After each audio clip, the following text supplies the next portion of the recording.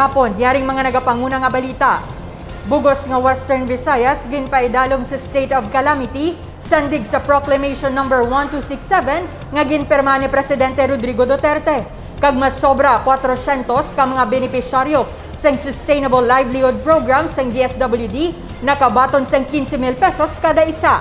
Ginpaidalom sang national government ang bugos nga Western Visayas sa State of Calamity kasunod sa halit nga dala sang bagyong Odette sa rehiyon.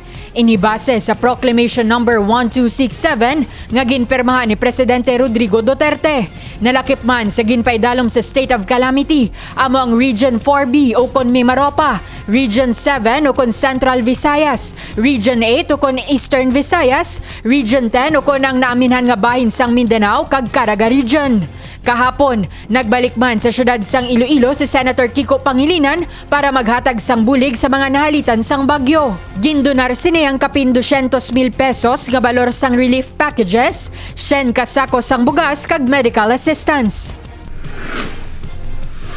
Sa piyak nga bahin, masobra 400 ka mga benepisyaryo sang Sustainable Livelihood Program sang Department of Social Welfare and Development Office ang nakabaton sang 15,000 pesos kada isa. Pagi sini nga programa, nabuligan ang mga kubos nga pamilyang Ilonggo kag mga nagakinahanglan nila binasubong nga tion sang pandemya. Gani dakong pasalamat sang lokal nga panguluhan nga may mga programa kaangay sini nga nagabulig sa pag-uswag sa kabuhi sang tagsa ka Ilonggo sa syudad sang Iloilo. Ang dugang nga detalye, bantean karon alas 6 sa gabi sa Labala Patrol. Ako si Divine Singh.